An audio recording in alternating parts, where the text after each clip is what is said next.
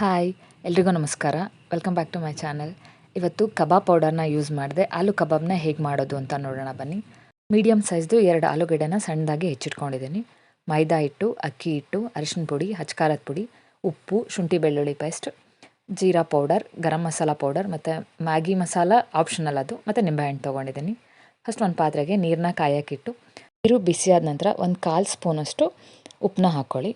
ಉಪ್ಪು ಹಾಕೊಂಡಿದ ನಂತರ ಆಲೂಗಡ್ಡೆನ ತೊಳೆದಿಟ್ಕೊಂಡಿರ್ತೀವಿ. ಸ್ವಲ್ಪ ನೀರಿಗೆ ಕುದಿ ಬರುತ್ತೆ ನೋಡಿ, ಸ್ವಲ್ಪ ಕುದಿಯೋ ಥರ ಗೊತ್ತಾಗುತ್ತೆ ಅಲ್ವಾ, ಆವಾಗ ಹೆಚ್ಚಿಟ್ಕೊಂಡಿರೋ ಆಲೂಗಡ್ಡೆನ ಪೂರ್ತಿಯಾಗಿ ಅದರೊಳಗಡೆ ಹಾಕ್ಕೊಳ್ಳಿ.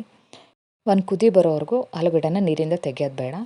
ಒಂದು ಕುದಿ ಬಂದ ನಂತರ ಸ್ವಲ್ಪ ಬೆಂದಿರುತ್ತೆ ಹೊರಗಡೆ ಎಲ್ಲ, ಹಾಗೇ ಬೇಯಿಸ್ಬೋದು. ಬಟ್ ಅದು ಮಸಾಲೆ ಎಲ್ಲ ಹಿಡಿಯೋದಿಲ್ಲ ಮತ್ತು ನೀಟಾಗಿ ಬೇಯೋದು ಇಲ್ಲ, ಫ್ರೈ ಆಗೋಲ್ಲ ಆಯಿಲಲ್ಲಿ.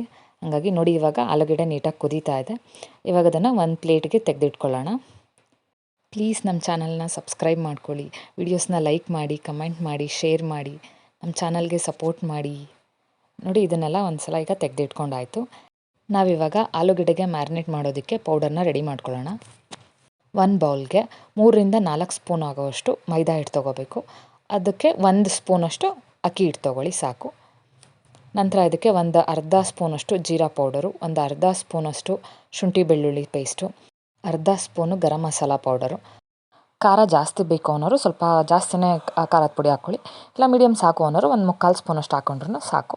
ಅಂದರೆ ಇದಕ್ಕೆ ಒಂದು ಚಿಟಿಕೆಯಷ್ಟು ಅರಿಶಿನ ಹಾಕ್ಕೊಳ್ಳಿ. ಟೇಸ್ಟಿಗೆ ಎಷ್ಟು ಬೇಕೋ ಅಷ್ಟು ನೋಡಿಕೊಂಡು ಉಪ್ಪು ಹಾಕ್ಕೊಳ್ಳಿ. ಒಂದು ಅರ್ಧ ಹೋಳು ನಿಂಬೆಹಣ್ಣ ಹಿಂಡ್ಕೊತಾ ಇದ್ದೀನಿ. ಮ್ಯಾಗಿ ಮಸಾಲ ಪೌಡರ್ನ ಒಂದು ಅರ್ಧ ಸ್ಪೂನಷ್ಟು ಹಾಕ್ಕೋತಾ ಇದ್ದೀನಿ. ಇಷ್ಟೆಲ್ಲ ಹಾಕಿದ ಮೇಲೆ ನೀಟಾಗಿ ಒಂದು ಸಲ ಮಿಕ್ಸ್ ಮಾಡ್ಕೋಬೇಕು. ಮಸಾಲ ಪೌಡರ್ಸ್ ಎಲ್ಲ ನೀಟಾಗಿ ಅಕ್ಕಿ ಹಿಟ್ಟು ಮತ್ತು ಮೈದಾಗೆ ಹೊಂದ್ಕೊಳ್ಳೋ ಥರ ಮಿಕ್ಸ್ ಮಾಡ್ಕೋಬೇಕು. ಕೈಯಿಂದನೇ ಮಿಕ್ಸ್ ಮಾಡ್ಕೊಳ್ಳಿ, ಬೇಗ ಆಗುತ್ತೆ. ಮ್ಯಾರಿನೇಟ್ ಮಾಡೋದಕ್ಕೆ ಪೌಡರ್ ರೆಡಿ ಆಯಿತು. ಇವಾಗ ಬೇಯಿಸಿಟ್ಕೊಂಡಿರೋಂಥ ಆಲೂಗಡ್ಡೆ ಸ್ಲೈಸಸ್ನ ಅದಕ್ಕೆ ಹಾಕ್ಕೊಂಡು ಒಂದು ಸಲ ಮಿಕ್ಸ್ ಮಾಡ್ಕೊಳ್ಳೋಣ. ಮಿಕ್ಸ್ ಮಾಡ್ಕೊಂಡಿದ್ದಾದಮೇಲೆ ಒಂದು ಸ್ವಲ್ಪನೇ ನೀರು ಹಾಕ್ಕೊಂಡು ಅದನ್ನು ಕಲಿಸ್ಕೊತಾ ಹೋಗಿ. ಮಸಾಲೆ ಐಟಮ್ಸ್ ಎಲ್ಲ ನೀಟಾಗಿ ಆಲೂಗಡ್ಡೆಗೆ ಹತ್ಕೋಬೇಕು, ಅಲ್ಲಿವರೆಗೂ ಕಲಿಸ್ಕೊಳ್ಳಿ. ಸ್ವಲ್ಪನೇ ನೀರು ಹಾಕ್ಕೊಳ್ಳಿ, ಜಾಸ್ತಿ ಹಾಕ್ಕೊಂಡ್ರೆ ತೆಳ್ಳಗಾಗಿಬಿಡುತ್ತೆ. ಹಿಟ್ಟೆ ಒಂದು ಕಡೆ, ಆಲೂಗಡ್ಡೆನೇ ಒಂದು ಕಡೆ ಆಗಿಬಿಡುತ್ತೆ. ನೋಡಿ, ಈ ಥರ ಕಲಸಿ ಇಟ್ಟಿದ್ದೇವೆ. ಕಲಸಿದ್ದಾದಮೇಲೆ ಒಂದು 15ರಿಂದ 20 ನಿಮಿಷ ಹಾಗೆ ಬಿಡಿ. ಉಪ್ಪು ಖಾರ ಎಲ್ಲ ನೀಟಾಗಿ ಹತ್ಕೊಂಡಿರುತ್ತೆ. ಇವಾಗ ಒಂದು ಬಾಣಲೆಗೆ ಎಣ್ಣೆ ಕಾಯೋಕೆ ಇಟ್ಬಿಟ್ಟು, ಎಣ್ಣೆ ಕಾಯ್ದ ನಂತರ ಆಲೂಗಡ್ಡೆ ಪೀಸಸ್ನ ಒಂದೊಂದಾಗಿಯೇ ಬಿಡ್ತಾ ಹೋಗೋಣ.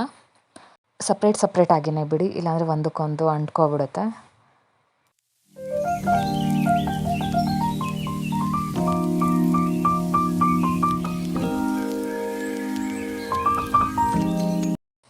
ಎರಡೂ ಸೈಡ್ ಕೂಡ ಕಲರ್ ಚೇಂಜ್ ಆಗೋವರೆಗೂ ನೀಟಾಗಿ ಬೇಯಿಸ್ಕೊಳ್ಳಿ.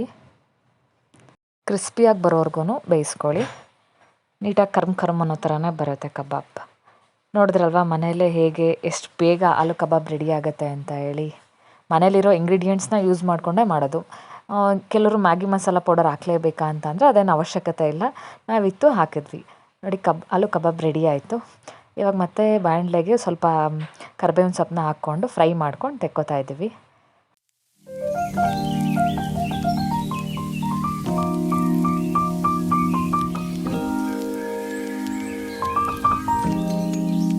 ನಮ್ಮ ಚಾನಲ್ನ ಸಬ್ಸ್ಕ್ರೈಬ್ ಮಾಡ್ಕೊಳ್ಳಿ, ನಮ್ಮ ಚಾನಲ್ಗೆ ಸಪೋರ್ಟ್ ಮಾಡಿ.